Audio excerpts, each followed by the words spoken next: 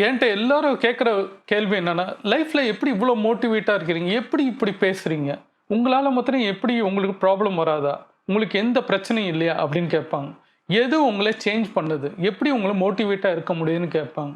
நான் ஒரே ஒரு விஷயம் தான் சொல்லுவேன். ஒரே ஒரு விஷயத்த நீங்க லைஃப்ல சேஞ்ச் பண்ணணும். அந்த ஒரு விஷயத்த எனக்குள்ள நான் சேஞ்ச் பண்ணனால, நான் எல்லா விஷயத்தையும் ஈஸியா எடுத்துக்கிட்டு, அந்த ப்ராப்ளத்த கொண்டு போகாம இருக்கிறேன். இந்த ஒரு விஷயம்னால 95% எல்லா ப்ராப்ளத்தினையும் நம்ம சொல்யூஷன் எடுக்க முடியும்.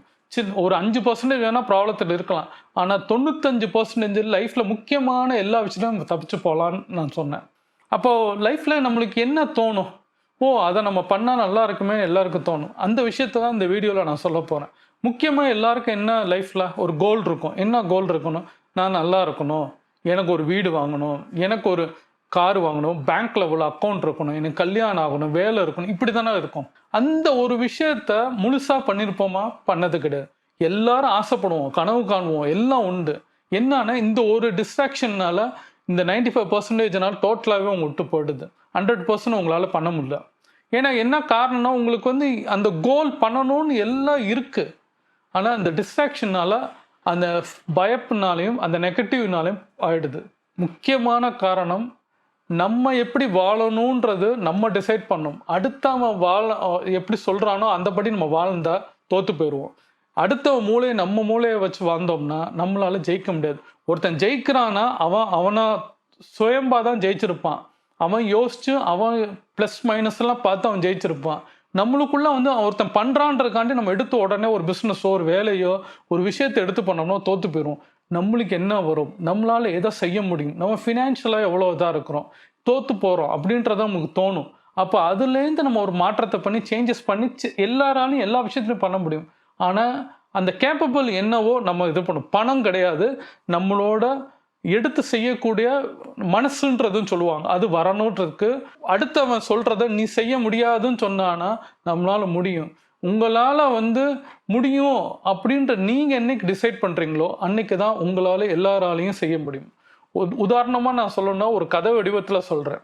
2 பசங்க வந்து ரோட்ல நடந்து போயிட்டு இருக்கிறாங்க. அதுல ஒரு பையனுக்கு வந்து பார்த்தீங்கன்னா, அந்த ஒரு கடை இருக்கு. போற வழியில ஒரு கடை இருக்கு. ஒரு வடை கடை போடுறவரு. அவங்களுக்கும், அவங்க ஃபேமிலிக்கும் ப்ராப்ளம் இருக்கு. இவங்க 2 பேரும் போயிட்டு இருக்காங்க. இன்னொருத்தருக்கு அந்த விஷயம் தெரியாது, அந்த பையனுக்கு. "வா அந்த வடை கடை நல்லா இருக்கும்னு சொல்லுவாங்க. நம்ம போய் சாப்பிடலாம்" அப்படின்னு சொல்றான். அப்போ இந்த கூட 2வது பையனுக்கு வந்து அவங்களுக்கும் இவங்க ஃபேமிலி ப்ராப்ளம் இருக்கு. இருந்தாலும் அவன் கூப்பிடுறான்னு போறாப்புல. போனோனே வடை குடுங்கன்னு வாங்குன அந்த பையன் கேட்கறான். அவரு எடுத்து குடுக்குறாரு. இவன பார்த்தோனே டென்ஷன் ஆகி நிக்கிறாப்புல. இது நல்லா வடை சாப்பிட்டோனே அது அந்த கூப்பிட்ட ஃப்ரெண்டு சாப்பிட்டு முடிச்சோனே என்ன சொல்றாப்புலன்னா, "வடை சூப்பரா இருக்கு. இந்த மாதிரி நான் வடை சாப்பிட்டதில்ல. ரொம்ப நல்லா இருக்குன்னு" அவன் சொல்றான். பாராட்டுறான். பாராட்டுனோனே அந்த மனுஷன் என்ன பண்றாருன்னா திட்டுறாரு. "சாப்பிட்டல்ல கிளம்பு" அப்படின்றாரு. திருப்பியும் அத மீறி திருப்பி சொல்றான். "ரொம்ப நல்லா இருக்குண்ணே" அப்படின்றாப்புல. "டேய் நான் ஒரு தடவ சொல்லிட்டேன். திருப்பி திருப்பி இந்த மாதிரி தொந்தரவு பண்ணக்கூடாது. கிளம்பு" அப்படின்றாப்புல. நான் என்ன சொல்லிட்டேன், "இல்ல ரொம்ப நல்லா இருக்கு. டேஸ்ட்டா இருக்கு. எங்க அம்மாவோட சூப்பரா பண்ணியிருக்கீங்கன்னு" அவன் திருப்பி 3வது தடவ சொல்றான். அவரு கோவப்பட்டு "கிளம்புறியா?" அப்படின்னு சொன்னோனே, அந்த வடக்கார பையன இதுலேருந்து அந்த பையன இழுத்துக்கிட்டு, அந்த பையன் இழுத்து அவன் ஃப்ரெண்ட் கூட்டிட்டு வராப்புல. இந்த கதை அப்படியே இருக்கட்டும். நான் அடுத்து கதையில சொல்லும்போது, இதோட ரிசல்ட் என்னன்னு நான் சொல்றேன். அடுத்த ஒரு கதை என்னன்னா, ஒரு முதியோர் இல்லம் இருக்கு ஒரு ஏரியால. அப்ப அந்த ஏரியால இருக்கிற ஒரு கொஞ்சம் சம்பாரிக்கிற ஒரு மனிதர் வந்து, அந்த முதியோர் இல்லத்துக்கு ஏதாவது ஹெல்ப் பண்ணணும்னு நினைக்கிறாப்புல. அப்ப அவர் ஃப்ரெண்ட கூட்டிக்கிட்டு நேரா அந்த முதியோர் இல்லத்துக்கு வேகமா போறாப்புல. போயிட்டு அங்க இருக்கிறவங்கட்ட, வேலை பார்க்குறவங்கட்ட கேட்குறாரு, அட்மின்ல இருக்கிறவரு, "சார் நான் இந்த முதியோர் இல்லத்துக்கு ஹெல்ப் பண்ணணும்னு நினைக்கிறேன். ரொம்ப நாளா பார்த்துட்ருக்கேன். இந்த ஏரியால இருக்கிறீங்க. நான் ஏதாவது உதவி பண்ணலாமா? உங்களுக்கு என்ன தேவை?" அப்படின்னு கேட்டுக்கிறாப்புல. அங்க அவரு என்ன ப்ராப்ளத்துல இருந்தாரோ தெரியல, கோவத்துல, "எனக்கு ஒரு 10,00,000 தேவைப்படும். குடுக்க முடியுமா?" அப்படின்றாப்புல. உடனே வந்து கூட வந்தவரு, என்னப்பா இப்படி அசிங்கப்படுத்துறாங்க? நீ இப்படிலாம் கேட்டுட்டு இருக்கியே" அப்படின்னு. என்னால "இருப்பா, இருப்பா" அப்படின்னு சொல்லிட்டு அவர் கூட வந்த நண்பர சாந்தப்படுத்திட்டு, "சார் என்னால 10,00,000லாம் குடுக்க முடியாது. என்கிட்ட ஒரு ரூ. 10,000 இருக்கு. இத வந்து இங்க இருக்கிறவங்களுக்கு சாப்பாடோ, இல்ல வேற துணிமணியோ ஏதாவது வாங்கி குடுத்தீங்கன்னா, எனக்கு சந்தோஷமா இருக்கும். இல்ல நான் உதவி துணியும், சாப்பாடுலாம் வாங்கி தரேன்னு" சொல்றாப்புல. ரொம்ப பொலைட்டா சொல்றாப்புல. சொன்னோனே ஆப்போசிட்ல இருந்தவருக்கு கோவமா சொன்னாரு. அடுத்து வந்து இது சொன்னோனே, "ஐய்யய்யோ! சரிங்க உங்களுக்கு நீங்க வாங்கி குடுங்க. சாப்பாடு" சொல்லி சாப்பாடு வாங்கி குடுக்குறாரு. அவங்க அந்த கேட்ட உடனே குடுத்துட்டாப்புல. வெளியில் வந்தோடனே அந்த சொல்கிறாரு இந்த பெரியவர், பாரு அவங்க கோவப்படுறாங்க, எல்லாம் பண்ணிகிட்டு இருக்காங்க, அவங்களுக்கே நீ உதவி பண்ணுறேன்னு நான் அந்த ஃப்ரெண்டு கேட்குறாப்புல. அப்படிலாம் ஒன்றும் கிடையாது. நம்மளோட நோக்கம் வந்து உதவி பண்ணுறதுக்காண்டி நம்ம வந்திருக்கிறோம். அவர் என்ன கோவத்தில் இருக்காரோ, என்ன பிரச்சனையில் இருக்காரோ, அவர் கத்துறாரு. என் நோக்கம் உதவி பண்ணணும், அவங்களுக்கு சாப்பாடு வாங்கி தரணும். இதுக்காண்டி தான் நான் வந்திருக்கேன். என் வேலையை மாத்திரம் தான் நான் பார்ப்பேன் தவிர, அவர் கோவப்படுறான்னு ரியாக்ட் பண்ணேன்னா நான் வந்த நோக்கம் எனக்கு போயிடும் அப்படின்னு சொன்னப்போ, எது தேவையோ அதை செய்யணும், அவங்க தான் வந்து ரியாக்ட் பண்ணோன்னா என்னோட விஷன்ஸ் போயிடும் அப்படின்னு அவர் சொல்கிறாரு. இதே கதையில் பாருங்கள், இந்த வடக்கடை கதையில் இந்த பையன் திட்டிருக்காங்க. ஆனால் அந்த பையன்ட்ட அந்த ஃப்ரெண்டு கேட்குறாரு, ஏன்டா நீ வந்து இப்படி இது பண்ணியிருக்கிறியா, அவர் உனக்கு திட்டுறாரு, அசிங்கப்படுத்துறாரு, 3 தடவைக்கு மேலே நீ அவரை பாராட்டுற, கேட்கலையே அப்படின்னோடனே, என்னோட நோக்கம் பாராட்டணும், எனக்கு பிடிச்சிருக்கு, டேஸ்ட்டாக இருந்தது, அவர் எடுத்துக்கிறது எடுத்துக்காதது அவரோடது, என் வேலை நான் கொடுக்கறது நல்லா இருந்துச்சுன்னு சொல்லிட்டேன், நல்லா இல்லைன்னு சொல்லியிருப்பேன், அது என்னோடது, அவருமா என்ன வேணால் நினச்சிக்கிட்டா எனக்கு என்ன அப்படின்னு சொல்கிறாப்புல. இந்த 2 கதையிலேருந்து உங்களுக்கு தெரிஞ்சுக்க வேண்டிய விஷயம் என்னென்னா, உங்கள் நோக்கம் என்ன இருக்குது, நீங்கள் செய்ய வேண்டிய விஷயங்கள் மத்தரம் யோசிச்சுட்டு அதை பண்ணணும். அவன் கோவப்படுத்துறான்றக்காண்டி நீங்கள் கோவப்பட்டீங்கன்னா உங்கள் நோக்கம் வீணாக போயிடும். அடுத்தவன் சொல்கிற ஐடியாவை எடுத்து எல்லா விஷயத்தையும் இம்ப்ளிமெண்ட் பண்ணோம்னா உங்களோட எந்த இதுவும் நடக்காது. இப்போ நான் மோட்டிவேஷன் வீடியோஸ் நான் எவ்வளோ கொடுத்தாலும் உங்களுக்கு என்ன வருமோ அதை எடுத்துட்டு அதை இம்ப்ளிமெண்ட் பண்ணணும். நான் 10 விஷயத்த சொன்னாலும் நீங்கள் அதில் ஒரு விஷயத்த உங்களுக்கு வருதுன்னா அதை எடுத்து பண்ணணும். எல்லாத்தையும் சொல்லிட்டாங்களேன்றதுக்காண்டி பண்ணாமல் உங்களுக்கு என்ன வருமோ அதை பண்ணணும். அதுலேயும் பண்ணும்போது உங்களுக்கு நான் சொன்ன அத்தனையும் பண்ணாமல் உங்களுக்கு தேவையான விஷயத்தை ஆராய்ச்சி பண்ணி நீங்கள் அதை கற்றுக்கிட்டு சில விஷயம் இம்ப்ளிமெண்ட் பண்ணிங்கன்னா தான் அது சக்ஸஸில் வரும். அப்படியே இம்ப்ளிமெண்ட்ஸ் பண்ணுறது ரொம்ப கஷ்டமாக இருக்கும். உங்களுக்கு எப்படி வரும்? இப்போ நான் காலைல எந்திரிக்க சொல்கிறேன்னா, நான் சொல்கிற டைமுக்கு உங்களால் எந்திரிக்க முடியலன்னா அது முன்ன எந்திரிக்கிறது உங்களோட ஹேபிட்டாக இருக்கும்.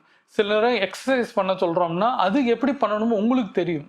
இது பணம் வாங்கி சில பேர் ஜிம்மில் போய் கட்டி பண்ணுவாங்க, சில பேர் வந்து ஃப்ரீயாக, சில பேர் கிரவுண்டில் நிறைய பேர் வச்சுருப்பாங்க, அங்கே போய் ஜிம்லாம் பண்ணுவாங்க. எது உங்களால் அடாப்டோ அதுக்கேற்ற மாதிரி பண்ணுறது. அந்த மாதிரி தான் நம்ம வந்து மூளை. இப்போ நான் இந்த வீடியோ பண்ணுறேன்னு நிறைய வீடியோஸில் பார்த்துட்டாலும் எனக்கு என்ன தோணுதோ அதை தான் நான் பண்ணுறேன். எனக்கு என்ன மாதிரி விஷயங்கள் இருக்கோ அந்த விஷயத்தில் எடிட்டிங் பேட்டர்னோ எல்லாமே எனக்கு என் ஸ்டைலில் தான் பண்ணுறேன். எல்லாரோட ஸ்டைலை அப்படியே நான் இம்ப்ளிமெண்ட் பண்ண மாட்டேன். இந்த மாதிரி டைமென்ஷனில் போனீங்கன்னா மாத்திரம்தான் உங்களால் லைஃப் சக்ஸஸ் ஆகும். அடுத்தவன் மூளையை நீங்கள் எடுத்து வைக்கணும். எப்பயுமே எல்லா வீடியோன்னு சொல்கிறது, அடுத்தவன் மூளையை எடுத்து உங்கள் மூளையை வச்சு நீங்கள் போனீங்கன்னா வாழ்க்கையில் தோத்தேப்படுவீங்க. நீங்களாக இருங்க. அவன் சொல்கிற விஷயத்த டிசிஷன் எடுத்து நீங்கள் எடுத்து போகக்கூடாது. நீங்கள் எடுக்கிற டிசிஷன் தப்போ ரைட்டு, அது எடுத்து முடிச்சுட்டு அது தப்பு ஆனாலும் பரவாயில்ல, டிசிஷன் உங்களோட தான் இருக்கணும். பல விஷயத்த கேட்டுக்கோங்க, பல வீடியோ பாருங்கள், பலரோட அறிவுரையை கேட்டுக்கோங்க. ஃபைனல் அவுட்புட் நீங்கள் எடுக்கிற டிசிஷனை தான் இருக்கணும்.